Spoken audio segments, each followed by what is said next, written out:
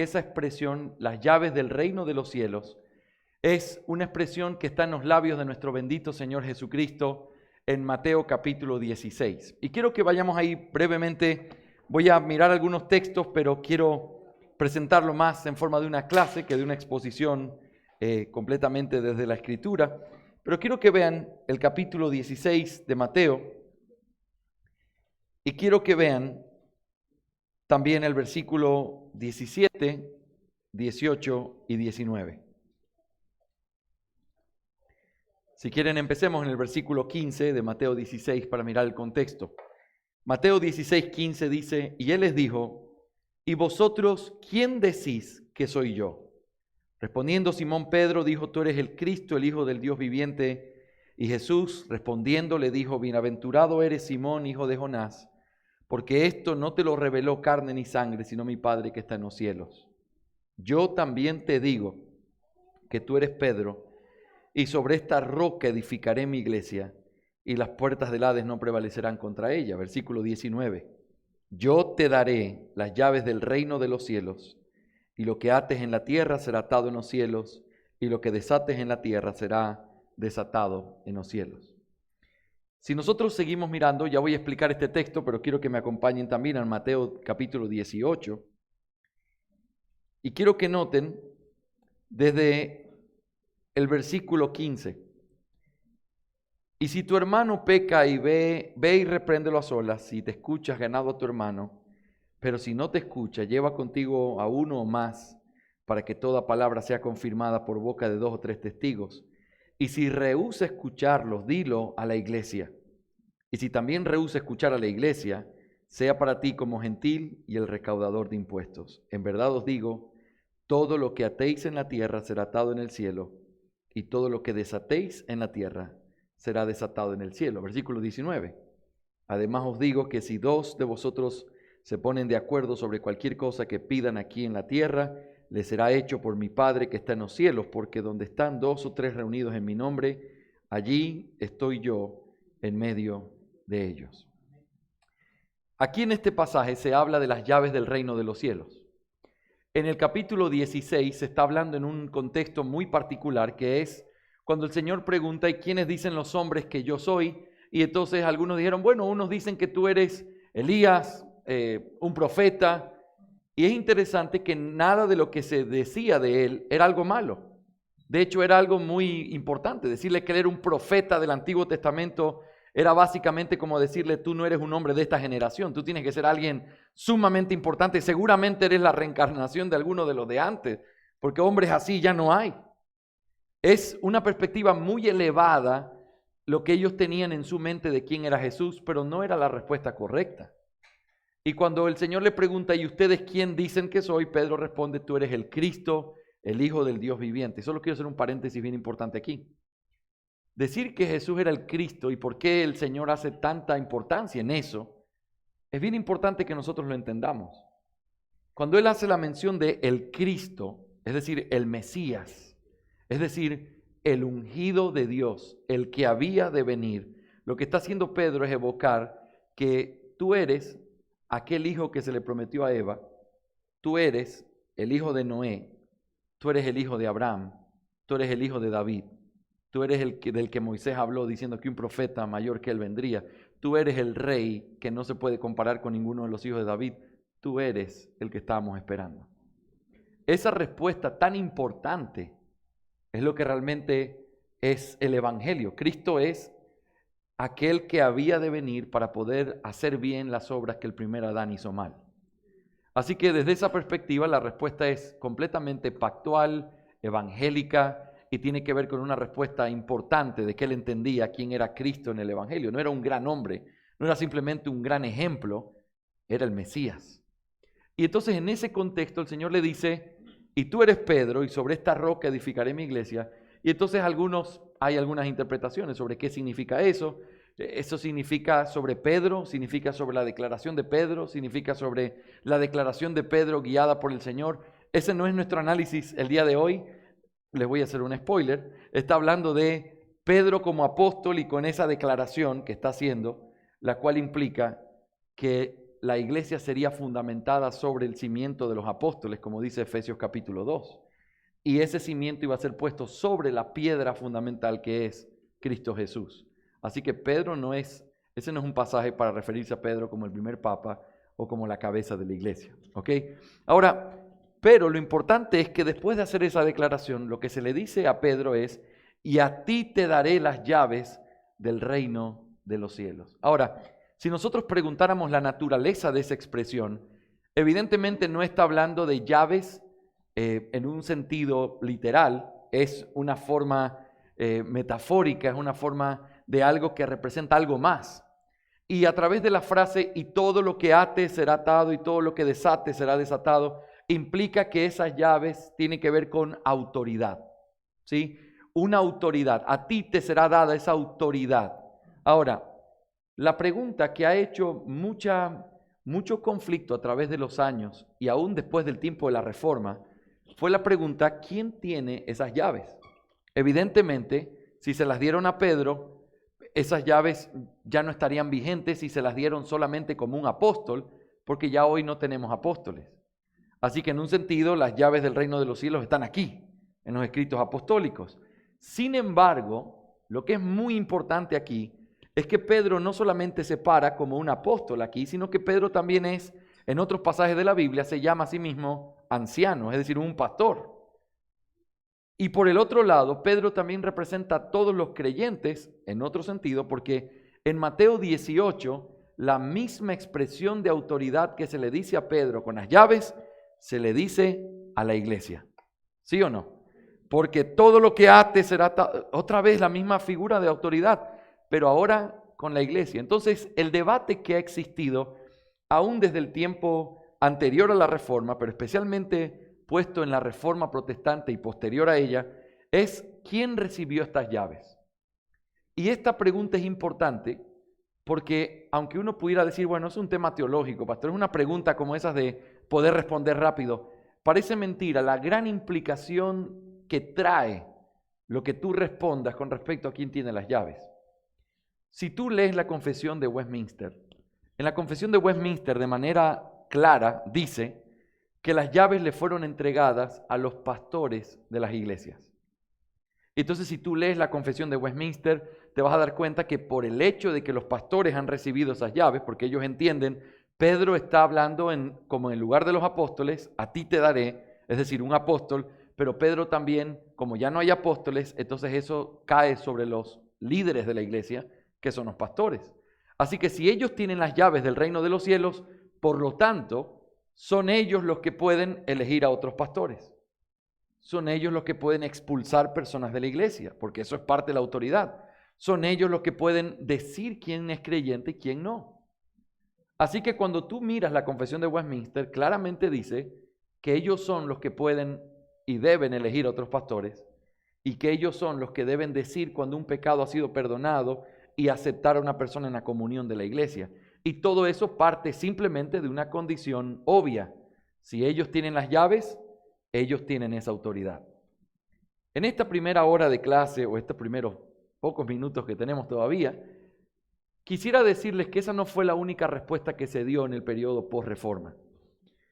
Hubo un hombre llamado John Cotton que fue un congregacionalista, de hecho a él se le dice que fue el primer hombre que utilizó esa palabra, congregacionalista. Fue un hombre bien importante, viajó desde Inglaterra a los Estados Unidos cuando él tenía 49 años de edad, estoy hablando de los años 1640, por ahí. Él llega a los Estados Unidos, lo invitan a venir a la asamblea de Westminster, que era un asunto bien importante en esos días. Él no puede ir, pero cuando sale la confesión de Westminster, él escribe un libro para poder contrarrestar o darle respuesta a la eclesiología que está en la confesión de Westminster. Ese libro se llamaba Las llaves del reino de los cielos. Y ese libro tenía la postura de que las llaves no le habían sido entregadas a los ancianos simplemente, sino que la llave había sido entregada a la iglesia. Y aunque los ancianos tienen una autoridad real, que también viene como parte de haber recibido autoridad de parte de Dios, esa autoridad viene a través de la iglesia local. Eso en la práctica trajo muchísimas diferencias al punto de que las iglesias congregacionalistas y las presbiterianas eran iglesias completamente diferentes, no en su teología pactual o en su teología práctica reformada u ortodoxa, sino en su eclesiología.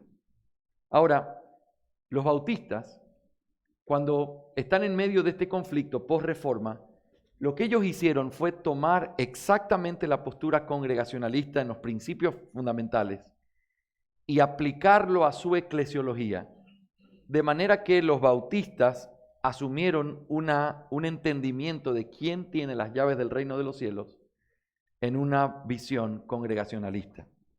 Por eso en nuestra confesión de fe, cuando tú la lees, hay un detalle bien interesante. No estoy haciendo publicidad, pero esto es una buena traducción de la confesión de fe. Cuando tú miras qué fue lo que pasó, en la confesión de Westminster, cuando uno analiza el capítulo de la iglesia, hay 5 o 6 párrafos que hablan con respecto a la iglesia universal. No se habla mucho de la iglesia local y uno lo puede entender ahora. Claro, para ellos la iglesia local existe cuando hay pastores y esos pastores ejercen la autoridad, etc. Por lo tanto, no es tan importante el enfoque hacia la iglesia, sino hacia los pastores. Porque si hay pastores, entonces pueden haber iglesias. Pero la visión congregacionalista es al revés. Para que hayan pastores, primero tiene que haber iglesias. Y sin iglesias no hay pastores. Entonces, desde esa perspectiva, los congregacionalistas editaron de una manera pequeña la Confesión de Westminster y agregaron un documento que se llamaba la Plataforma de Cambridge, donde ellos pusieron cómo funciona una iglesia local. Los bautistas, en nuestra confesión de 1689, lo que hicieron fue que esa plataforma y esa confesión que estaban separadas, ellos lo pusieron en el mismo libro, diciendo, a través de esto, que es un mensaje claro, que el tema de la eclesiología no es un tema secundario y no es un tema que tú lo puedes tener una diferencia con otra iglesia, sino que es bien importante tener una visión de la iglesia que es correcta y es parte de nuestra doctrina. Así que, alguien puede decir, pastor, gracias por esta clase de historia, estamos enterados ahora cómo es esto. ¿Qué tiene que ver eso con nosotros, la Iglesia Bautista Reformada Trono de Gracia en Caracas, Venezuela? Bueno, eso tiene que ver con que si tú entiendes correctamente quién tiene las llaves del reino de los cielos, tú puedes comenzar a asumir un principio bien importante.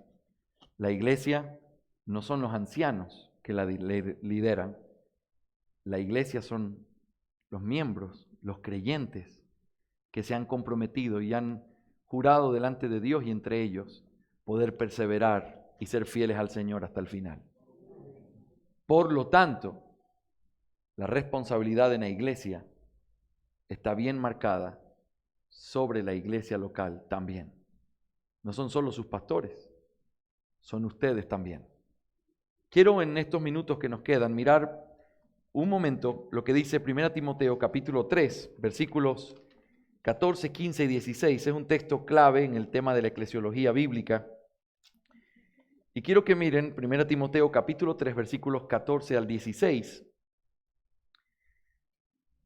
que es un pasaje sumamente importante, pero es un pasaje que, aunque tiene algunas cosas, solo quiero centrarme en una, porque hay mucho para decir aquí. Pero, hermanos, tengo que decir algunas cosas preliminares con respecto a este texto. En primer lugar, este es el texto central de esta carta, porque en este pasaje que vamos a leer, Pablo está dando la razón por la cual él escribió esta carta a Timoteo. Le está diciendo, si ustedes lo saben de memoria, le está diciendo que aunque él tiene el deseo de ir a verlo, si es que él tardara en ir, él necesitaba dejarle por escrito algunas cosas para que él sepa cómo debía, ¿qué cosa? Conducirse en la casa de Dios. Y eso nos enseña claramente que para Pablo no era un asunto simplemente de buenas intenciones o de tener la mejor motivación, sino que era un tema de instrucción y de saber cómo se deben hacer las cosas y que la iglesia tiene un dueño y ese dueño tiene el derecho legítimo de establecer cómo se hacen las cosas en su iglesia. Así que, pero lo que quiero llamar la atención, en este texto hay 3 nombres que Pablo le da a la iglesia. En primer lugar, la llama la casa de Dios. El segundo nombre es la iglesia del Dios vivo y la tercera es columna y baluarte de la verdad. El primer nombre nos enseña un asunto bien importante que es donde me quiero enfocar. Les voy a decir de qué hablan los otros 2, pero quiero que invirtamos más tiempo en este. Cuando dice que la iglesia es la casa del Dios vivo o del Dios viviente, a lo que se está refiriendo con la palabra casa es la palabra morada o la palabra habitación. No solo la idea de familia, sino el lugar donde alguien vive. Mi casa está bien lejos de aquí. Y aunque me siento como en familia en medio de ustedes, yo tengo una casa que es donde yo moro, donde está mi familia. Y esa casa está a muchos kilómetros de Caracas. Bueno, aquí está diciendo que la iglesia es, ¿qué cosa? La casa de Dios. Ahora, cuando uno comienza a analizar la casa de Dios, evidentemente no estamos hablando del lugar físico, evidentemente no estamos hablando de los pastores que la lideran, estamos hablando de algo que tiene que ver con una figura que la Biblia utiliza muchas veces. Y es el hecho de que los creyentes somos el templo del Espíritu Santo, pero no solo de manera individual, sino que nosotros somos el templo del Dios vivo. Ese lugar donde Dios habita, ese lugar donde se adora a Dios, ese lugar donde su presencia está en medio de nosotros. Eso no es algo que pertenece simplemente a un lugar. El catolicismo romano nos enseñó mal. Y entonces tenías que entrar en silencio y sin sonar los zapatos muy fuerte, porque Dios vivía en un lugar físico. Y entonces tenías que sentarte con cuidado y tratar de no dañar nada, porque ahí vivía Dios. De hecho, mucha de la arquitectura más hermosa que tenemos en América Latina y en Europa proviene de esa manera de pensar. Es que si esta es la casa del Dios vivo, tiene que ser maravillosa. Tiene que tener cosas que sean impactantes, porque aquí vive Dios. Bueno, es un concepto teológicamente incorrecto. Y al mismo tiempo es paradójico y es glorioso. Piensen en esto. El lugar más importante de la tierra, en el Antiguo Testamento, cuando Israel estaba en el desierto, escúchenme bien, el lugar más importante de la tierra era unas cortinas colgadas sobre unas basas en medio de la nada, donde la gente iba y hacía sacrificios. Y era el lugar más glorioso de la tierra, porque la presencia de Dios se manifestaba ahí. Luego el lugar más glorioso de la tierra fue un templo glorioso en Jerusalén. Y era glorioso no solo por lo que trataron de hacer con él, sino porque Dios dijo que habitaba ahí. Pero hoy, después de que aquel verbo se hizo carne y habitó entre nosotros, la habitación de Dios es cuando el pueblo de Dios se reúne. Y aunque Él vive en cada uno de nosotros a través del Espíritu Santo, lo que nosotros somos de manera corporativa es la habitación de Dios en la tierra. Por eso no hay un lugar más importante que cuando la iglesia, el pueblo de Dios, se reúne a adorar a Dios en el día de Dios. Ahora, ¿cuáles son las implicaciones de esto? Que evidentemente no estoy diciendo nada nuevo, pero ¿cuáles son las implicaciones de esto? Las implicaciones más importantes. Significa que si la iglesia somos las personas que hemos creído en el Señor Jesucristo y que estamos reunidos en adoración en una iglesia local y esta es su morada, significa entonces que la responsabilidad no recae sobre unas pocas personas en esa iglesia, sino que todos nosotros somos edificados como piedras vivas, como un real sacerdocio, para poder ofrecer sacrificios espirituales a Dios. Eso dice la palabra de Dios, ¿verdad?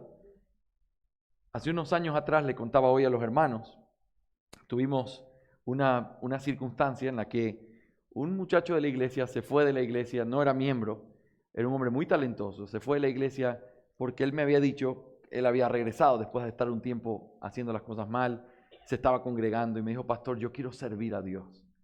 Y le digo, me encantaría que sirvas a Dios, vamos a trabajar lo de la membresía. Por algunas circunstancias eso se demoró.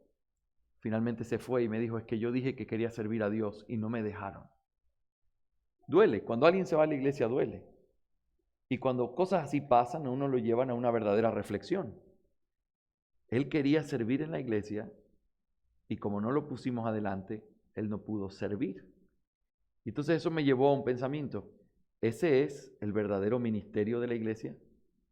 Decir que uno sirve cuando está delante de otros o haciendo algo públicamente o su nombre aparece en una lista como el encargado de algo, ¿es eso lo que debemos llamar ministerio o hay algo más a lo que nosotros podríamos llamar ministerio?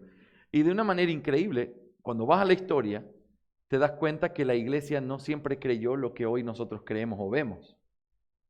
La iglesia comenzó a pensar, como nosotros lo vemos en Latinoamérica, en las iglesias católicas y también en el mundo evangélico, que servir a Dios es básicamente los que nos paramos aquí. Y ustedes vienen como parte de los oyentes pasivos allí. Y entonces está bien dividido. Nosotros servimos a Dios y ustedes son servidos por aquellos que sirven a Dios. Esa definición y esa distinción apareció en un momento de la historia. Se dice que fue a través de los escritos del padre de la iglesia llamado Ignacio, cuando él comenzó a hacer una distinción y decir que al obispo había que respetarlo en la iglesia como a Jesucristo mismo.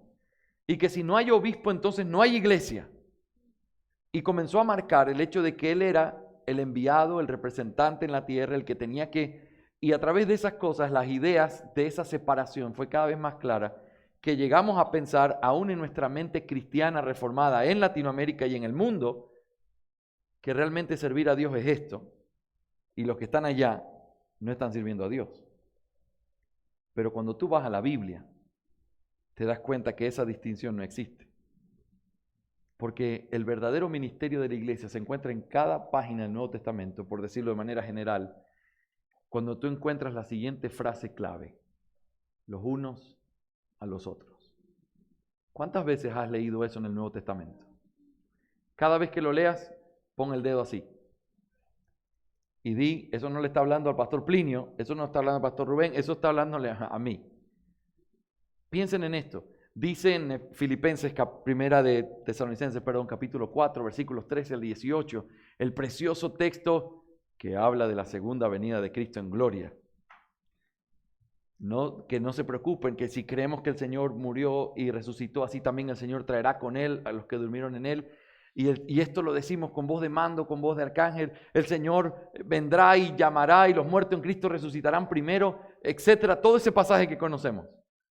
Y termina el pasaje con estas palabras: por tanto, alentaos los unos a los otros con estas palabras. Y uno se pone a pensar, ¿qué implica ese texto? Número 1, doctrina. Porque tú no puedes animar el corazón de nadie si no tienes doctrina. Yo les comentaba a algunos hermanos, mi papá murió hace un año y un poco más. Mi papá tenía 60 años. Murió de la nada, hablando humanamente. Un día me llamaron, murió. Lo había visto hace un mes. De pronto tienes al hombre que más amas en toda tu vida, que te enseñó tantas cosas, con un corazón lleno de gratitud, y lo tienes en una caja sin vida. Y estás contemplando las manos preciosas que te acariciaron toda la vida y ya no se pueden mover. Si alguna vez has experimentado el dolor de perder a alguien tan amado, tú sabes que eso no se puede consolar con que alguien te toque la espalda y te diga, tranquilo, ahora es un angelito que está en el cielo y ahora te protege desde allá. No te pueden consolar diciéndote, tranquilo, ahora ya está descansando. Si tú no sabes la verdad, tú no puedes consolar a nadie. Gloria al Señor que mi papá está descansando allá y ya no está sufriendo, está mirando cara a cara a su Señor. Y esas cosas traen consuelo cuando tú las sabes, pero quiero que pienses esto y volvamos a nuestro punto. Si dice que esas cosas tenemos que decirlos los unos a los otros y tenemos que hacerlos con estas palabras, implica que no son los pastores los únicos que tienen que entender la doctrina de la resurrección de los muertos o dónde están los muertos hoy en este periodo entre las dos venidas de Cristo, sino que toda la iglesia tiene que entenderlo porque la orden es los unos a los otros. En la iglesia se sufre. A veces estás delante de alguien que ha perdido a alguien y no sabes qué decirle. La Biblia te ordena, no necesitas un nombre, un título, tu nombre puesto en algún cuadro. Lo que tú necesitas es crecer porque ya tienes un ministerio. ¿Y sabes por qué? Porque la iglesia es la casa de Dios. Y esa iglesia eres tú y soy yo como miembros de este cuerpo. y tenemos tanto para hacer que no podemos pensar que eso está sostenido en alguien más. Ahora, evidentemente los pastores tenemos responsabilidad. De hecho, se dice que nuestro trabajo es equipar a la iglesia para la obra del ministerio. El ministerio es los unos a los otros. Y yo tengo que enseñarte sobre la resurrección y el estado intermedio y la esperanza gloriosa de la segunda venida de Cristo, porque tú vas a tener que consolar el corazón de otro y vas a tener que animarlo, porque esa es la obra del ministerio. Las llaves del reino de los cielos la tiene la iglesia, y como la iglesia los tiene, nosotros tenemos que aprender a entender que eso tiene implicaciones directas en nuestra vida. Tú eres la iglesia y esa responsabilidad Dios la manda claramente para ti. ¿Sabes lo que eso implica? Crecer, aprender más la palabra de Dios, dejar de pecar, dejar de mirar tu vida como el centro de todo lo que hay. Hay mucho más para hacer que simplemente nuestras propias necesidades. Y cuando tú lo ves así, entonces nuestro corazón encuentra el verdadero sentido de lo que significa ser la iglesia. De manera práctica, ¿qué significa tener las llaves del reino de los cielos? En este libro que les mencionaba al principio, John Cotton habla de 7 cosas. 7 cosas que son lo que implica que la iglesia tiene las llaves. En nuestros próximos 35 minutos, en la próxima clase, lo que voy a hacer es hablarles de 3 de esas cosas de manera práctica y cómo eso te involucra a ti. Esto no es solo doctrina. Si las llaves del reino de los cielos los tiene la iglesia, porque así es como el Señor Jesús nos lo enseña, y si no escucha la iglesia, entonces tenle por gentil y publicano, porque todo lo que ates en la tierra, estamos hablando de la iglesia y estamos hablando de autoridad. Por lo tanto, esa autoridad tiene que ser entendida correctamente. Y vamos a entender entonces que al poner las llaves en el lugar correcto, vamos a entender que hay más responsabilidad sobre nosotros que lo que nosotros quizás estamos pensando. Ser una iglesia bíblica implica reconocer que las llaves están en nuestras manos, no para hacer conforme a nuestro pecado, sino para usarlas conforme al propósito por el cual Dios nos las dio. Aunque no hemos tenido el tiempo y no es la ocasión ahora para defenderlo exegéticamente, ¿por qué creemos que la iglesia tiene las llaves? Sí podemos ver las conexiones. Una conexión que es importante y es directa, el hecho de que en Mateo 16, cuando se habla de Pedro, tú tienes las llaves y todo lo que ates será atado. Cuando se habla en Mateo 18 y se le dice, y si no escucha la iglesia, entonces deséchalo, trátalo como gentil y publicano, porque todo lo que ates y todo lo que desates, el hecho de que se usen las mismas frases para hablar de Pedro y las llaves y para hablar de la iglesia y su autoridad, nos lleva a la conclusión de que las llaves que Pedro recibió son las llaves que la iglesia tiene para ser ejercidas durante la disciplina eclesiástica y otros aspectos importantes. Ahora, ¿en qué consisten las llaves del reino de los cielos en la mano de la iglesia? Antes de poder explicarlo, yo necesito explicar con claridad, hermanos, que los ancianos tienen una autoridad bíblica. Es decir, el decir que las llaves tiene el reino que la iglesia tiene las llaves del reino de los cielos, no significa que nosotros digamos que entonces no hay pastores, o que los pastores no tienen ninguna autoridad, o que los pastores simplemente son parte de la iglesia y es la iglesia la que tiene la voz y el voto. No es así y ese no es el principio. Lo voy a tratar de explicar ahora en esta clase, pero sí es importante entender que hay una distinción entre la autoridad de los ancianos, que es una autoridad legítima y que Dios sí nos la dio a los ancianos, pero que hay también un poder o una libertad que las iglesias tienen y que no se lo dio a los ancianos. Y cuando uno aprende a hacer esa distinción, uno aprende a entender correctamente cómo funciona la iglesia, cuál es tu parte en esa parte de la responsabilidad de la iglesia y cuál es la responsabilidad que tienen los ancianos. Así que de las 7 cosas que dice Cotton, voy a señalar 3 en esta clase que son las responsabilidades que conlleva tener las llaves del reino de los cielos. Estas 3 cosas son, en primer lugar, solo la iglesia tiene la libertad o el poder para elegir a sus oficiales. Esa es la primera connotación de las llaves. La segunda, ya voy a explicar cada una, la segunda es que solo la iglesia tiene la facultad o el poder públicamente y con autoridad para poder reconocer a los creyentes.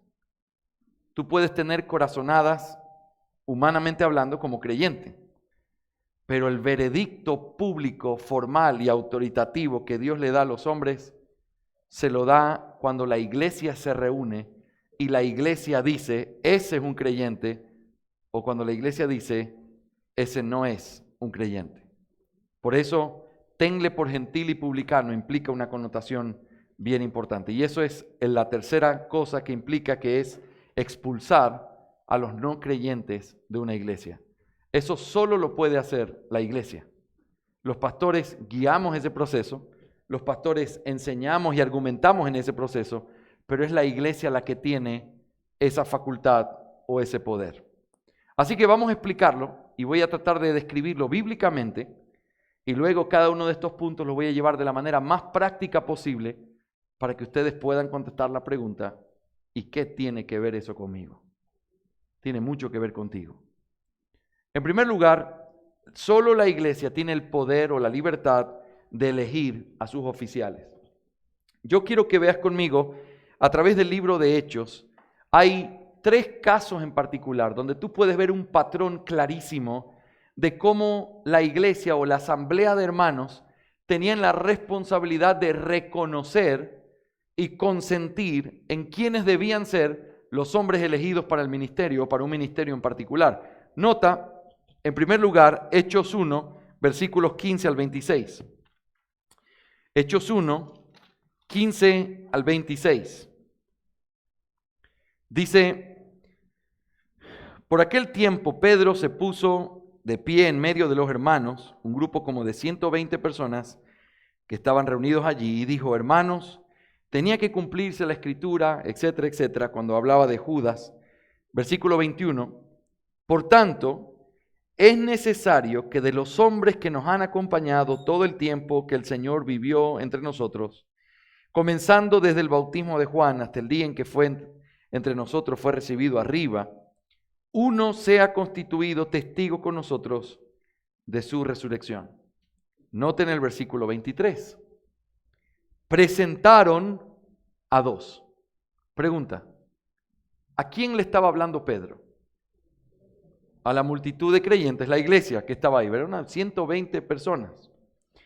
A esta multitud le dice, es necesario que escojamos a aquel que va a estar en lugar de Judas, porque él era el hijo de maldad, Por lo tanto es necesario, y Pedro presenta las cualificaciones que debía tener ese hombre. ¿Cuáles eran las cualificaciones? Debía ser uno que haya estado en todo el ministerio del Señor Jesús presente hasta el día que fue tomado arriba en gloria. Esas son las cualificaciones, esas eran las cosas que debía cumplir ese hombre. Y entonces dice, y presentaron a 2. Pregunta, ¿quién presentó a estos 2? Esa congregación de 120. Pedro pone el principio, tienen que cumplir estas características, esto es lo que Dios manda, y ellos presentan a 2 que cumplen esa característica. Ahora, tengo que decir algo bien importante aquí. El libro de Hechos es un libro que tiene que ser interpretado de una manera correcta, pactualmente y en una forma de revelación progresiva.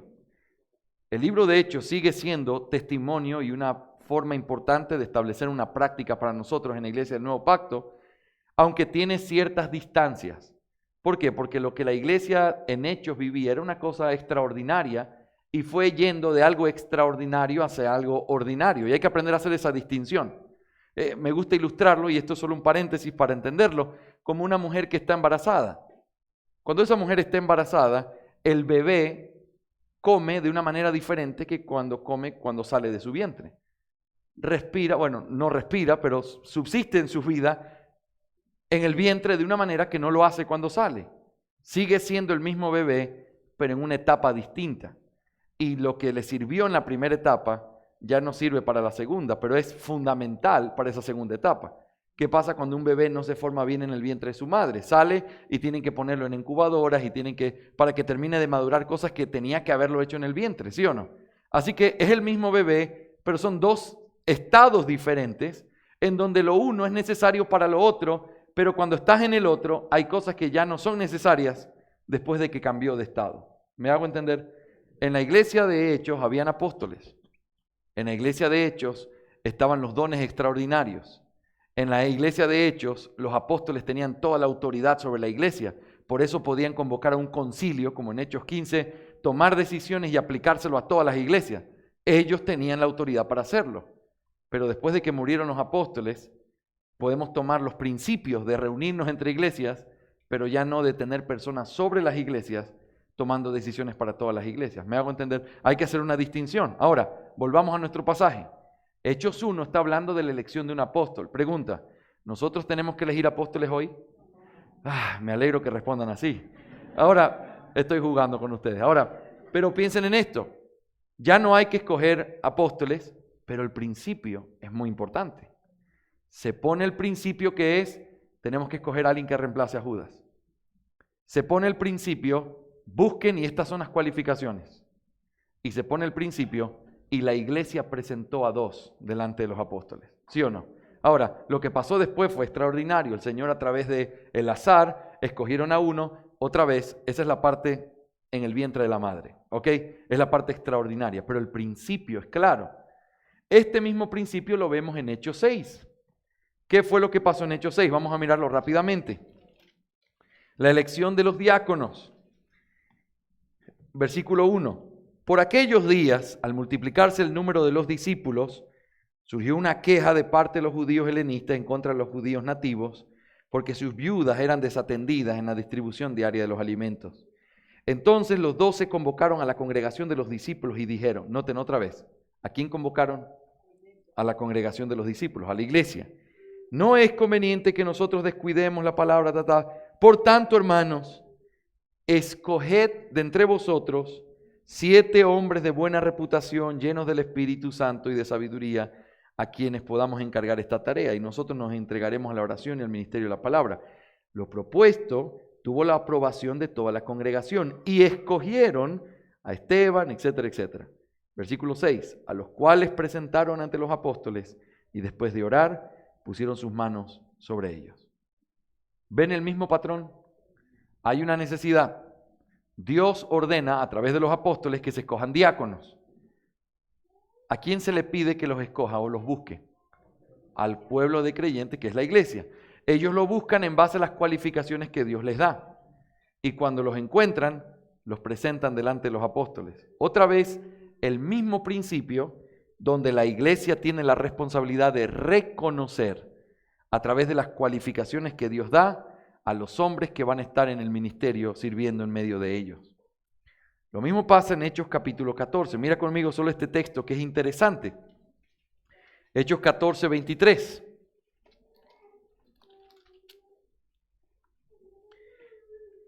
Después que les designaron ancianos en cada iglesia, habiendo orado con ayunos, los encomendaron al Señor en quien habían creído. Noten, este texto a veces la gente lo usa para decir, ven, ahí iban los discípulos y decían, tú vas a ser pastor, tú pastor, tú pastor. Pero la verdad es que cuando uno mira el término griego, designaron significa aceptar por medio del levantamiento de manos. Esa es la idea de la palabra griega. Y de hecho este fue uno de los textos clave en el congregacionalismo. Por eso nuestra confesión dice que para elegir pastores tiene que ser por el voto o el sufragio común de la iglesia. Es tomado este texto, esta palabra griega, el levantamiento de manos a través de preguntarle a la multitud y la multitud levanta la mano en aprobación. Así es como se designan. Esa es la idea que está detrás, completamente en consonancia con la idea de Hechos 6 y de Hechos 1. ¿Qué es lo que esto nos enseña? Que la autoridad legítima para establecer ancianos en una iglesia la tiene solamente la iglesia. En la iglesia no se pueden imponer pastores. Los pastores, aunque definitivamente somos sobrevedores y cuidamos a la iglesia, nosotros tenemos que instruir a la iglesia y enseñarle a mirar las cualificaciones correctas, porque es la iglesia quien tiene que mirar entre nosotros esos hombres que van a ser los oficiales de nuestra iglesia. Por eso en una iglesia bíblica como la de ustedes, tiene que haber formas en las que ustedes puedan estar todo el tiempo conscientes de una realidad. Dice Pablo en 1 Tesalonicenses 5, que nosotros tenemos que reconocer a los que nos presiden en el Señor. Y eso implica el trabajo de gente que está sirviendo entre nosotros sin un nombre, pero cuando alguien tiene un llamamiento de parte de Dios, es como ese fuego que lo quema por dentro. Tú no puedes controlarlo y no necesitas un título para ejercerlo. Simplemente lo hace porque tú no puedes ver tu vida de otra manera. Y entonces estás sirviendo, estás haciendo, y la gente naturalmente que está a tu lado, si tiene esta visión, nosotros tenemos que reconocer entre nosotros a los hombres de Dios. Hay alguien en esta iglesia que está sirviendo, que está mostrando sus cualificaciones, que está... Y entonces eso nos lleva a estar siempre observándonos el uno al otro. Pero miren esto, hermanos, no con una actitud de sospecha. Hay muchas iglesias, lastimosamente, donde lo que se inculca es mirar con sospecha. Tristemente, escuché una vez un pastor que cuando iba a las casas le preguntaba a los hermanos, ¿tú piensas que alguien no es creyente en nuestra membresía? Esa no es la forma de preguntarle a la iglesia, a menos que quieras crear un ambiente de sospecha, donde yo vengo y digo, qué lindo cantan, pero voy a ver quién no cantó con todo su corazón por aquí. ¿Tú te imaginas lo que significa vivir así? Ahora, qué diferente si la razón de tu observación es para mirar las cualificaciones que otros tienen, porque esas cualificaciones fueron puestas ya públicamente, que sea marido de una sola mujer, no dado al vino, no codicioso ganancias deshonestas, que no tenga doblez, que sea un hospedador, que sepa enseñar. Tú tienes que tener eso en tu mente y en tus ojos para que todo el tiempo estés así. Yo escuchaba a los pastores en estos días hablar de la tremenda necesidad que hay, porque hay grupos que se levantan en todos lados diciendo, necesitamos que nos ayuden, necesitamos que nos ayuden. Y nos contaban pastores cómo tenían que predicar en su iglesia en la mañana e ir a la tarde a predicar a otra iglesia. Yo mismo sé cuántas veces Plinio y Rubén tienen que moverse para estar atendiendo a otros grupos. Y la obra de Dios se sigue haciendo y es una maravilla porque vemos cómo Dios está obrando, ¿sí o no? Y estamos de acuerdo que necesitamos manos, ¿sí o no? Entonces tenemos que cambiar nuestro entendimiento. Tú tienes las llaves del reino de los cielos como iglesia, lo cual implica que solo la iglesia puede reconocer a sus oficiales, lo cual implica que tienes que estarlos buscando. ¿Sabías que quizá estás sentado al lado del próximo pastor de esta iglesia? Oh, qué bendición pensar eso, ¿sí o no? Y alguno ya comenzó a acomodarse. Ahora, piensen qué bendición sería mirar así, pensar así. Y comenzar a preguntarnos si el Señor nos ha provisto de algún otro pastor aquí. De algún otro diácono que no estemos mirando, que un hermano que sirve y que evidentemente debería ser reconocido. Eso es tener las llaves del reino de los cielos. Entonces, una de las cosas prácticas que nosotros hacemos, por ejemplo, en nuestra iglesia, es que dentro de nuestra política, nosotros hacemos algo que se llama la consulta nominativa. Todos los enero o febreros de cada año, cuando tenemos la primera reunión formal de miembros, se reparte un papelito con 2 preguntas clave. La primera dice, ¿crees que Dios ha dotado con los dones a alguno de nuestros hermanos para ser un oficial de nuestra iglesia? La respuesta que tienes como opción es sí o no, el nombre del hermano, diácono o anciano. Y luego tienes una segunda pregunta. ¿Y por qué crees eso? Y entonces cuando yo recibo esos papelitos y los leo, es una bendición escuchar respuestas muy bíblicas que te pueden guiar a decir, la iglesia está reconociendo a este hombre, o también razones equivocadas como diciendo, es que este hermano es muy cariñoso, siempre sonríe, yo creo que él debería ser diácono. Entonces, esa razón no está tan buena. Y quizás lo que eso te ayuda a entender es que la iglesia necesita seguir siendo instruida para poder entender qué es lo que estamos buscando, ¿sí o no?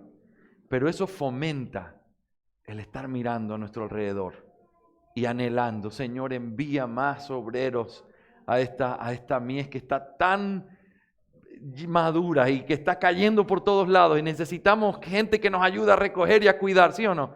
¿Y cómo lo vamos a hacer si es que nosotros no comenzamos a mirar correctamente nuestra responsabilidad? Así que cambia tu visión. No esperes que se proponga a un anciano. Tú tienes que ser parte activa de esa proposición. Y que a través de eso podamos fomentar este principio tan importante. antes de poder pasar a eso, al segundo punto, John Cotton hace un principio bien importante y lo voy a hacer como un paréntesis de lo contrario también. Si la iglesia tiene el poder para escoger a sus pastores, la iglesia también tiene el poder para censurarlos, ¿sí o no? Y eso implica el hecho de poder llamarlos a cuentas, quitarlos del púlpito, cuando hay circunstancias donde simplemente no están siguiendo el orden bíblico o el patrón correcto. Creemos que esto es lo que pasaba en la iglesia de los Gálatas. La iglesia de los Gálatas era una iglesia que había aprendido bien, ¿sí o no? Pablo les había enseñado y Pablo mismo los está acusando. ¿Qué es lo que les pasó? Ahora, la única manera de entender bien esa carta es si tú entiendes que lo que Pablo está apelando a ellos es a algo que ellos tenían el poder para hacer y no lo estaban haciendo. Porque no hay otra manera de explicar por qué Pablo no hace una salutación tan cariñosa como en otras. Va al punto. Gracia y paz, hermanos. Vamos a hablar de lo que vinimos. Y comienza a darles desde el principio. ¿Cómo fue que pasó esto? ¿Quién lo fascinó? Ustedes no saben que eso no es lo que enseñan. Es que no hay otro evangelio. El evangelio es este, pero alguien ha... Y todo el tiempo de una manera súper fuerte. Y finalmente, cuando llega al capítulo 5, les dice, pero vosotros, hermanos, a libertad fuisteis llamados. No como el que tiene libertad para vivir en libertinaje, sino una libertad real. Y Cotton cree, y creo que está en lo correcto, cuando él dice que a lo que él está apelando es a la libertad que ellos tenían de haber quitado a esos hombres del púlpito por no estar enseñando lo que debían enseñar. Hermanos, ¿ustedes no saben que ustedes son libres en Cristo? ¿Cómo se les ocurre tener a gente que está enseñando que para ser salvo uno tiene que creer en Cristo, pero también circuncidarse y también hacer esto y aquello? ¿Ustedes no se acuerdan lo que les enseñé? ¿Ustedes no se acuerdan lo que fui y les dije que hicieran? ¿Qué pasa? Y su exhortación solo tiene sentido si es que ese no es un pueblo pobrecito de ovejitas que no sabían qué hacer, sino de ovejitas que tenían un palo en la mano y no lo estaban usando para espantar al lobo. Y pareciera que ese es realmente el caso de lo que está sucediendo en la iglesia. En esta iglesia de Galacia o en estas iglesias del sur de Galacia, era exactamente lo que estaba pasando. Estaban permitiendo que gente corrompida enseñe en los púlpitos. Ellos tenían las llaves para quitarlo de ahí y simplemente se dejaron fascinar y pervirtieron el evangelio. Hermanos, esto es un tema bien importante.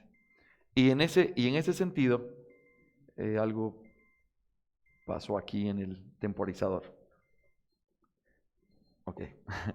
Y entonces, la idea que está detrás de esto es que si ellos tenían el poder para hacerlo, ellos podían haber, así como los pudieron reconocer, también podían quitarlos de ese reconocimiento a través de censurarlos cuando alguien no predica la verdad.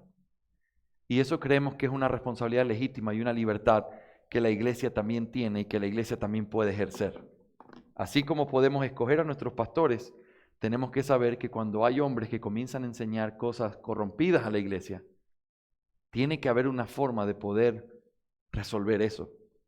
Y esa forma está en la autoridad que la iglesia tiene para poder censurar a esos hombres que se van de la palabra. Es la única manera en que esta iglesia, el día que Plinio ya no esté, que Rubén no esté y todos los pastores que Dios les dé, es la única manera de saber que esta iglesia va a permanecer. Si ustedes tienen las llaves en sus manos para que cuando venga un hombre que no enseñe la verdad, así haya parecido al principio como un buen hombre, ustedes puedan decirle, nosotros lo amamos y no es nada contra usted, pero lo que usted está enseñando no es la palabra de Dios. Si la iglesia no tiene esa autoridad, entonces la iglesia es de los pastores y no del Señor Jesucristo. Todos los pastores estamos sometidos a la disciplina de la iglesia también. Y yo he dicho en algunos lugares cada vez que he podido hablar de esto, pero estoy hablando de mi propio caso como pastor. Yo soy pastor de una iglesia y les estoy diciendo lo mismo que le digo a mi iglesia. Qué bendición es cuando la iglesia se preocupa por sus pastores también. Los cuida, los protege y se vuelve un lugar más seguro de la tierra. Porque si ustedes aman a Plinio, aman a su pastor Rubén, y ustedes saben que ellos son hombres débiles como todos nosotros, que aman al Señor y que han mostrado su corazón en eso, lo mejor que les puede pasar a ellos es tener una iglesia que los ame tanto como para que no les permita descalificarse. Y eso significa que cuando uno comienza a desviarse un poco, o cuando uno comienza a tener actitudes equivocadas, nunca las actitudes terribles o los pecados groseros empiezan en los pecados groseros. Empezaron en cosas donde uno comenzó a desviarse del camino. Y si tú tuvieras una iglesia que te comienza a mover las cuerdas cuando te comienzas a desviar, eso me va a asegurar que voy a poder estar muchísimos años, hasta el día de mi muerte, si fuera posible, pastoreando esa iglesia, porque tengo una iglesia que me ama, me respeta y me cuida. Así que, si eso es así, es el lugar más seguro donde un pastor puede estar.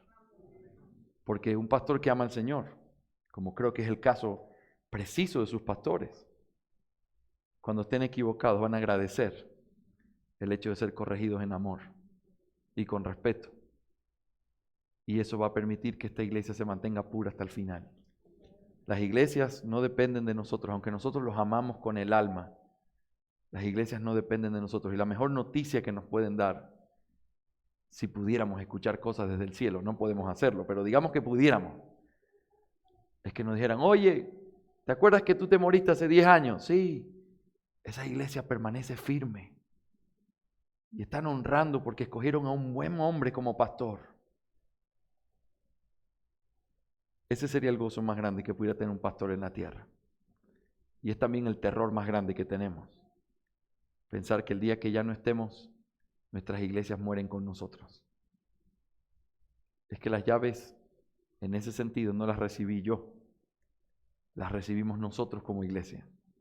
Y esa es la responsabilidad que hay que cuidar. Amén. En segundo lugar, rápidamente, solo la iglesia tiene la autoridad o la libertad de reconocer de manera formal a los creyentes. Quiero hacer aquí un comentario. No significa que tú no puedas juzgar como individuo la actitud de una persona. Lo que estoy diciendo es que como persona tú no tienes la facultad, vamos a usar este término, legal, que la iglesia sí tiene, cuando una iglesia reunida dice de alguien: él no es cristiano. Yo puedo tener hasta razones para decirlo, pero mis palabras individuales no tienen el mismo peso ni la autoridad que tiene la palabra de la iglesia reunida cuando, después del juicio que Dios ha establecido, ellos dicen: él es un gentil y un publicano. ¿Me hago entender? Muy bien. Ten cuidado de no hablar así entonces. Él no es cristiano. No, él no es cristiano. Tú puedes tener tu apreciación, pero para que sea formal, es solo el veredicto de la iglesia. Vamos a mirarlo bíblicamente. Quiero que vean Hechos capítulo 9, versículos 26 y 27. Estos son los pasajes que utiliza John Cotton y son súper interesantes. Hechos 9, 26 y 27. Mira lo que dice. Hablando de Saulo después de su conversión. Ustedes se imaginan el miedo que esa iglesia tenía, ¿sí o no? Y de pronto llega el hermano Saulo. Sí, cristiano dice ahora que es. Imagínense el terror que había de esa gente. Pero miren lo que hay en este pasaje. Hechos 9, 26 y 27. Cuando llegó a Jerusalén, trataba de juntarse con los discípulos y todos le temían, no creyendo que era discípulo. Ustedes no los acusan por eso, ¿verdad? Ustedes también están en lo mismo. Yo no, yo sí lo hubiera reconocido. No, mentira, yo también hubiera estado corriendo de él. Versículo 27. Pero Bernabé lo tomó y lo presentó a los apóstoles y les contó cómo Saulo había visto al Señor en el camino y que él le había hablado, y cómo en Damasco había hablado con valor en el nombre de Jesús. Versículo 28. Y estaba con ellos, moviéndose libremente en Jerusalén, hablando con valor en el nombre del Señor. ¿Cuál es el caso aquí? La iglesia tiene miedo, obvio. Un hombre que azotaba a la iglesia. El Señor lo salva, llega y trata de juntarse con los discípulos. Y los discípulos, naturalmente, con toda la desconfianza del mundo. Pregunta: ¿tienen derecho a hacerlo? Sí, porque lo que él había mostrado es que era un hombre perversísimo. Pero entonces aparece el buen Bernabé y comienza a contarles a los discípulos que el Señor lo había salvado. y después de su explicación, él andaba con ellos. ¿Qué es lo que aprendemos de este principio? Que la iglesia tiene el derecho legítimo de no estar seguro de que alguien sea cristiano. Y la iglesia tiene el derecho legítimo de que le expliquen las pruebas para poder reconocer a alguien como cristiano. Fíjense que es lo mismo que pasa en el capítulo 10, versículo 47. Mira lo que pasa aquí. Antes de leer el pasaje, el contexto es, Pedro está con lo que pasó en la casa de Cornelio, y entonces dice que mientras hablaba el Espíritu Santo vino sobre ellos, comenzaron a hablar en lenguas y todos los escucharon, y todos los creyentes de la circuncisión que habían venido con Pedro se quedaron asombrados por el don del Espíritu Santo que había sido derramado en ellos, y pues les oían hablar en lenguas y exaltar a Dios. Entonces Pedro dijo, versículo 47, ¿puede acaso alguien negar el agua para que sean bautizados estos que han recibido el Espíritu Santo lo mismo que nosotros? Y versículo 48, y mandó que fueran bautizados en el nombre de Jesucristo. Piensen en la escena. Dios lo llama a Pedro a ir a la casa de un gentil. Nunca había pasado semejante cosa. Los judíos tenían, como todavía tenían la inmadurez de no saber qué era lo que estaba pasando, el Señor estaba mostrando de manera progresiva su plan glorioso en el que los gentiles estaban siendo abrazados, no como tienes que hacerte judío para venir a nosotros, sino ellos también son parte de este pueblo, y eso era lo extraordinario. Obvio, tenían dudas, tenían muchas preguntas, y entonces Pedro está ahí, y en la escena es la siguiente: gentiles, paganos, creen en el evangelio que se les está predicando, y una muestra sobrenatural de que habían sido salvados, ¿cuál fue? Comenzaron a hablar en lenguas y a glorificar el nombre de Dios. Era evidente que Dios había hecho con ellos lo mismo que había hecho con los judíos en Pentecostés. Y toda esa gente está atónita. ¿Qué está pasando aquí? Y Pedro lo que hace es decir, hermanos, ¿podemos acaso impedir el bautismo de estos que han recibido el Espíritu? ¿Qué es lo que Pedro está haciendo? Pedro no está tomando una decisión deliberada como apóstol, simplemente los está llevando a reflexionar. ¿Cuál es la respuesta necesaria a la pregunta que está Pedro haciendo? ¿Puede acaso alguien negar el agua a estos hombres que han sido salvados? ¿Cuál es la respuesta? No, Pedro, lejos estés nosotros negárselo. Él no está tomando una decisión, los está llevando a reflexionar. Y él los bautiza con el consenso de esa iglesia diciendo, ellos son cristianos también. Y es maravilloso cuando en Hechos 15, Pedro también cuenta el testimonio y todos los que iban con él contaban también que el Señor había querido tener misericordia de los gentiles, así como la había tenido de los judíos. No hay algo que es forzado, no hay algo aquí que simplemente se determina. Lo que nosotros encontramos aquí es una explicación que hace que estos discípulos reconozcan que estos hombres han sido salvados también por el Señor. ¿Me hago entender? Esta es la libertad que solo la iglesia tiene. Ahora, hablemos de manera práctica con respecto a este principio. Eso significa que para que una persona sea miembro de la iglesia, esa persona tiene que ser reconocida como cristiana. ¿Sí o no? Muy bien. Vamos a imaginarnos que alguien viene a la iglesia y dice, como los muchos que están llegando, y dice, pastores, yo quiero ser recibido como miembro, yo me identifico con esta doctrina, yo quiero realmente ser parte de esta iglesia. Y entonces, según el proceso que ustedes tengan, se lee una carta o se anuncia, hermanos, hay un hombre interesado en ser miembro de nuestra iglesia. La pregunta es la siguiente: si la iglesia tiene una parte activa en el reconocimiento de estos hermanos, y va a llegar el momento solemne y formal donde la iglesia va a tener que decidir públicamente sobre este tema, ¿cuál es tu responsabilidad cuando alguien quiere ser miembro de la iglesia? ¿Sabes cuál es? Cerciorarte de que ese hombre es un creyente.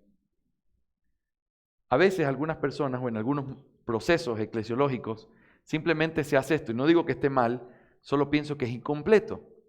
Hermano, se leyó el testimonio. Si alguien tiene alguna objeción, se acerca a hablar conmigo en las próximas 3 semanas. No, es más que eso. No, yo no tengo ninguna objeción a que él quiera ser miembro, yo ni lo conozco, así que si él quiere ser, bueno, ¿qué va a hacer? Es diferente el hecho de que tú sepas que tienes que levantar tu mano en aprobación para que sea recibido como miembro, después de haber pasado 2 o 3 horas con él hablando en la sala de tu casa, preguntándole cómo fue que conoció al Señor. Y con toda libertad delante del Señor y de la iglesia, tú vas a poder decir, no solo que no tengo objeciones, yo creo que ese hombre es un creyente. Eso significa que cuando alguien quiere ser miembro de la iglesia, cuando alguien está comenzando a mostrar interés por ser parte de nosotros, es la responsabilidad activa de todos nosotros tener que conocerle, tener que preguntarle cosas clave. Le digo siempre a nuestra iglesia, tienes que saber preguntas clave. Cuando alguien viene y dice, no, que yo quiero ser muy bien, ¿cuándo fue que conociste al Señor? Si Él te responde, no, desde que nací, algo está mal en esa confesión. Tienes que empezar entonces el proceso de cero. Pero la bendición es que cuando sabes dónde está la cosa, tenemos la oportunidad de saber cómo ayudarle. Entonces hay que disipularlo. Hay que ponerle a un hombre, a un joven, a un diácono, a un pastor, a quien sea, que lo disipule y le enseñe el evangelio. Porque ese hombre quiere conocer al Señor. Y si alguien quiere conocer al Señor, que venga a esta iglesia, ¿sí o no? Entonces, para saber qué es lo que tienes que hacer con él, tienes que involucrarte de una manera activa, sabiendo si ese hombre quiere ser miembro de la iglesia, esta es mi iglesia. Yo soy parte de esta iglesia y yo quiero que tenga la bienvenida, pero quiero que él pueda realmente demostrar que es un creyente y yo voy a tener una parte activa en eso de tratar de conocer su fe. Ahora, no todos van a tener la misma cercanía, eso es cierto, pero que siempre esté en ti la disposición de querer conocer más. Pueden haber circunstancias económicas que tú digas, bueno, es que no lo puedo invitar a comer ahora, pastor, está bien, pero salir a caminar, tomarse un cafecito en la casa, realmente no hay una excusa. Invitarlo el domingo, después del culto, a salir por ahí un rato y conversar, es cuestión de que nuestra mente esté enfocada en entender, esa es mi responsabilidad. Y aunque es una bendición que tú confíes en el criterio de tus pastores, y siempre debe ser así, es tu responsabilidad no tener ningún tipo de objeción cuando alguien dice que quiere ser miembro de la iglesia. Y a veces como pastores, aunque tenemos la mejor intención, nosotros no podemos ver lo que simplemente no podemos ver. Y a veces hay gente que puede ver cosas que nosotros no, porque lo conoce mejor que nosotros, porque sabe de su vida, y esas cosas son parte de hacer el mejor veredicto y el mejor juicio como iglesia que necesitamos. Amén. Solo un comentario más. Yo sé que estamos llenos de comentarios aquí, pero esto es importante. Asegúrate de no pedir más cosas que lo que el Evangelio pide. Hace unos años atrás estábamos recibiendo a alguien y una preciosa hermana de la iglesia dijo, pastor, no estoy seguro de que vamos a recibirla ahora. Lo que pasa es que ella se desanima mucho. Y yo, ok, explícame un poco más al respecto. No, lo que pasa es que se desanima a veces. Y yo estaba muy tentado a hacerles una broma a toda la iglesia reunida. Digo, entonces todos ustedes fuera de la membresía por desanimados. Digo, no, eso es inevitable, es la vida, es la madurez. Eso no es lo que estamos buscando. Lo que estamos buscando es lo que nuestra confesión lo dice de una manera bien sencilla. Que su profesión de fe sea correcta. Cristo me salvó, no es por mis obras, es por la obra que Él hizo por mí. Yo me he abrazado a Él, corrí a Él, me escondí detrás de Él. Él es mi Salvador. Muy bien. Segunda cosa, que su vida no vaya en contra de lo que está diciendo con sus labios. Y si nosotros logramos hacer eso de una manera cuidadosa, vamos a poder tener una correcta conexión en esa profesión de fe. Trata de no pedir más que lo que el Señor no te pidió a ti. Y sé misericordioso. En último lugar, estoy ya pasadísimo con el tiempo. ¿Me regalen unos minutos más? Muy bien, estoy muy bien. Me dijeron que después de los 40 comienza a costar como $10 el minuto, entonces estoy preocupado. Muy bien. En tercer y último lugar en esta clase, recuerden, Cotton ve 7 cosas. Yo estoy poniendo las 3 que son como las más representativas y más prácticas para nosotros. También, así como puede elegir a sus oficiales, reconocer a los creyentes, también Solo la iglesia tiene la libertad o el derecho de expulsar a los no creyentes. Y eso nosotros lo vemos claramente en Mateo capítulo 18, cuando ya lo leímos, el pasaje de el orden bíblico en la disciplina. La disciplina o la llave del orden, que es una de las cosas importantes para entender, es un asunto clave que todos nosotros debemos comprender. A veces uno habla de disciplina eclesiástica como si se tratara de simplemente el proceso de expulsión de alguien. Ah, eso es disciplina. No, no, no. Disciplina es la preciosa tensión que nosotros nos encontramos todos los días, todos nosotros, en la que estamos cuidándonos el uno al otro, animándonos el uno al otro, exhortándonos el uno al otro y manteniéndonos cerca para no alejarnos del Señor y no hacer nada en contra de su gloria. Todos estamos bajo esa disciplina.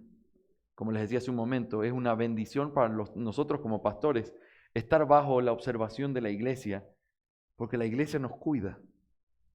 Y qué hermoso es sentir que una iglesia que te ama te cuida porque quiere que tengas 80 años y sigas haciendo lo mismo. Tienen la bendición de tener pastores jóvenes. Dios quiera preservarlos hasta el final de sus vidas, siendo fieles. Pero quiero decirte algo, eso no es buena suerte. Ay, que tuvo la buena suerte de que llegó hasta viejito siendo pastor. No, no, no. Cuando hay la historia de uno de los bautistas particulares que más me encanta, es la historia de Benjamin Beddome, que hizo un comentario al catecismo bautista. Él fue pastor 52 años de su iglesia hasta que murió. Increíble. Y yo me pongo a pensar, 52 años. Qué hombre paciente y qué iglesia paciente, ¿sí o no? Lo conocían bien. Hay gente de mi iglesia que sabe solo cómo aparece mi cara la primera. ¿Qué pasó, pastor? ¿Por qué está bravo? No estoy bravo. ¿Cómo se te ocurre yo estar bravo? Ya, pastor, dígame de una vez. No, la verdad es que estoy molesto por esto. 52 años. Conocimiento, paciencia. ¿Cuántas veces los habrá ofendido sin querer, intencionalmente? ¿Cuántas veces la iglesia habrá sido rebelde y dura con ellos? Estar 52 años en el ministerio implica una unión de amor. Es como cuando ves dos viejitos agarrados de la mano. No es buena suerte, ¿sí o no? Alguna vez leí a John Piper diciendo que cuando veía a dos viejitos por la calle, le decía a su esposa que cuando lleguen a esa edad, lo que él se imagina que le va a decir en el oído es, lo logramos. Y creo que de eso se trata. Ahora, en esa disciplina nos encontramos todos. Y como les decía hace un momento, el cristianismo es la reversa de lo que Caín le dijo a Dios. ¿Seré yo guarda de mi hermano? Sí, nosotros somos guardas de nuestro hermano. Y les decía también, hablando con los pastores, les decía que a veces como aquí, uno tiene que viajar largo para poder estar con algunos hermanos y volver. Y a veces en esas noches del domingo, después de haber servido al Señor con el corazón, uno viene muerto en ese carro. Y a veces vengo manejando. Y el ministerio más importante en ese momento que tienen algunos de los jóvenes o los que van conmigo, es el que se sienta adelante. Su ministerio es mirarme a los ojos. Cuando yo comienzo a hacer así, él tiene el derecho de hacer una voz de júbilo en mi oído. Y eso nos preserva la vida a todos nosotros. Ahora, pero piensen esto usando esa ilustración de la vida nuestra. Imagínate qué bendición es tener a alguien que esté al lado tuyo, mirándote a los ojos. Y cuando tú comiences a decaer en tu fuerza, que Él amorosamente dé una voz de júbilo que te ayude a poder perseverar. Sabe que tu anhelo es llegar y ser fiel hasta el final, pero las fuerzas a veces se agotan, ¿o no, hermanos? Y necesitamos gente que pueda recordarnos que estamos juntos en esto. Oye, ánimo, falta poco. Y vamos, yo me pongo a conversar, te canto, ¿qué quieres que haga? Pero no te duermas.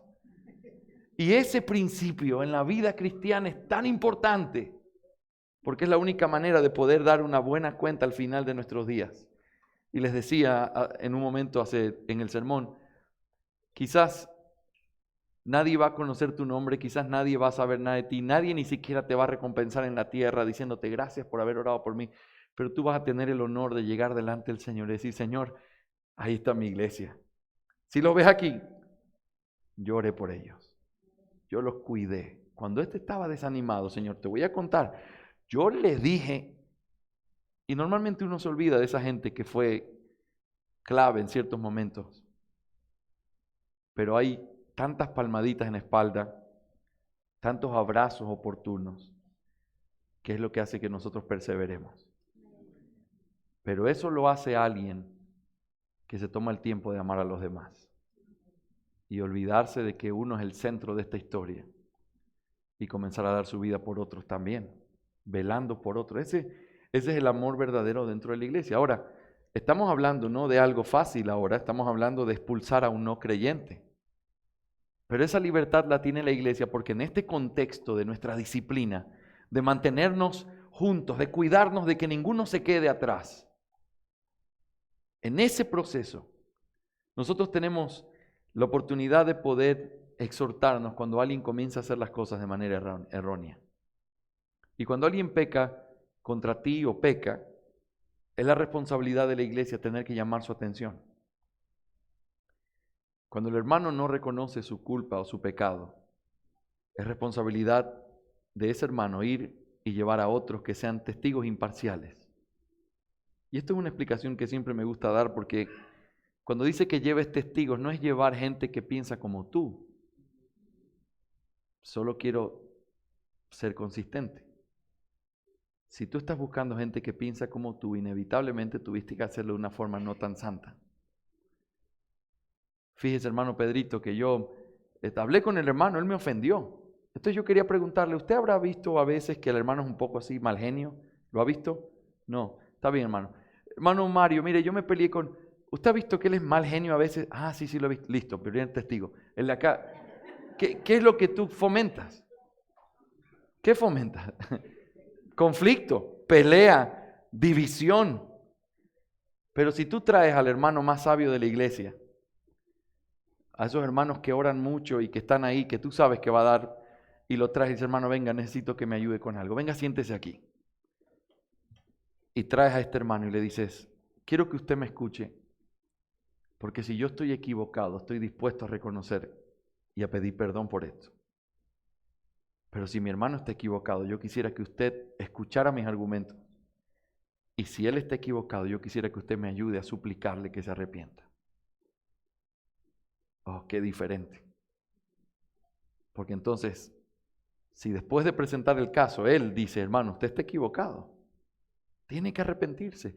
Y él no nos escucha a los dos. Sale de ser una pelea que pudiera llamarse personal y se convierte en un conflicto de no querer escuchar el consejo de dos hermanos que lo aman y que está demostrándose que tienen razón. Cuando él no escucha, entonces hay que traerlo a la iglesia después de ese proceso. Y este proceso en la iglesia es el último de todos, después de haber insistido muchas veces. No es que solo una vez fui a hablar con él, no me recibió el viernes, voy el sábado con 2 testigos, no nos recibió el sábado, el domingo al frente de la iglesia. Así no funciona. Tengan la idea de que en la sabiduría que Dios nos da, tú pasas de paso a paso cuando te das cuenta que en ese paso no vas a conseguir nada. Significa que después de haber hablado 2, 3 veces de manera personal, realmente no se pudo resolver. Entonces llamas a testigos y nos sentamos a hablar con él y lo intentas hasta tratar de ver si se puede hacer algo, porque tú no quieres tener que exponer a tu hermano delante de la iglesia. Y no lo hizo. Finalmente lo traes delante de la iglesia. Y esto es bien importante y escuchen esta responsabilidad. Se trae el pecado de este hermano y todos lo escuchan. Se cuenta cuáles son los procesos que se han seguido. Se dice qué es lo que ha pasado. Y luego se le dice a la iglesia, nosotros necesitamos llamar a este hermano al arrepentimiento. Ahora quiero que te imagines la escena conmigo. Esa persona entra el domingo por allá y el hermano que está ayudando a parquear los carros lo abraza y le dice, tú sabes que te amamos, ¿verdad? Estamos orando por ti. Lo que estás haciendo no está bien. Parquea el carro, medio no tan contento. Entra y el hermano que lo saluda en la puerta le da la mano, le da un abrazo y le dice, sabes que te amo. De verdad espero que puedas arrepentirte. Pasa y después de pasar la fila que se hace ahí para entrar al baño, estoy bromeando con usted otra vez, Uno de los hermanos que está ahí le dice: hermano, ayer estuvimos orando con mi familia por ti. Hay una cosa extraordinaria que sucede cuando uno se siente descubierto en su pecado por su iglesia. Es una obra inexplicable en la que solo tienes dos opciones. O te arrepientes y cambias tu camino, o te endureces y terminas yéndote. Si después de todo ese proceso él no escucha a la iglesia, los hermanos que lo saludaron, otros hermanos que intencionalmente lo van a buscar, que se sientan con amor, que tratan de escucharlo y de corregirlo, y definitivamente él no escuchó. Entonces, con el dolor del alma, toda esta iglesia dice: hermanos, hemos hecho el proceso. Y el pastor, con la autoridad de Cristo, dice: entonces necesitamos hacer uso del juicio que Dios le dio a la iglesia. Y no con alegría, y no porque uno quiere hacerlo, sino porque eso es lo que Cristo manda en su palabra. La iglesia, en un consentimiento general, dice: no podemos recibirlo más como un hermano. Ese criterio y ese juicio solo se puede hacer por la iglesia.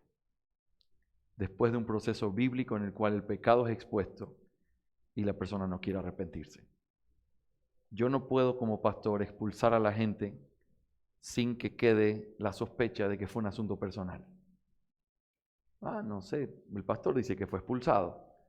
Debe ser que el pastor tenía algún problema con él. Seguro era porque él predicaba mejor. ¿Saben cuántas veces he escuchado eso?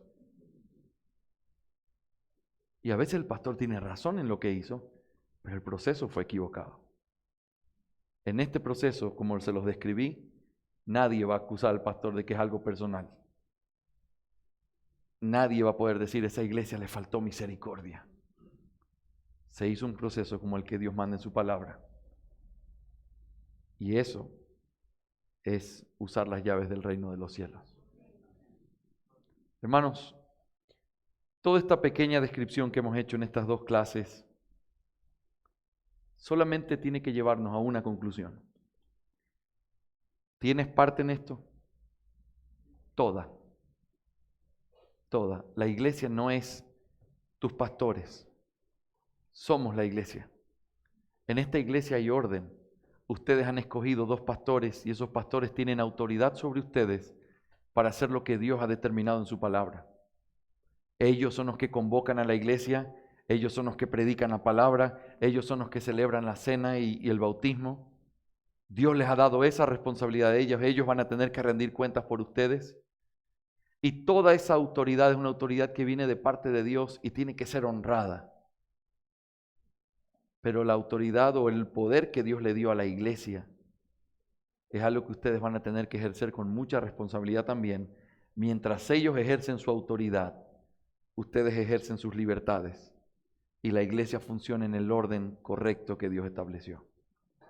Pero nadie puede dejar de ver su responsabilidad. Y si es importante este tema para algo, es para poder reconocer y recordar que la iglesia es la casa del Dios vivo. Amén. Vamos a terminar en oración y luego un tiempo de preguntas y respuestas. Señor, gracias por la oportunidad que nos diste de pensar en esto tan precioso e importante. Te pido, Señor, que traigas mucho fruto a la vida de esta preciosa iglesia a través de estas enseñanzas, que simplemente nos recuerda lo que ya son, lo que tú los has constituido por tu gracia, pero que ellos puedan vivirlo de una manera que te honre en todo lo que hagan. Gracias, Señor, en el nombre de Jesús.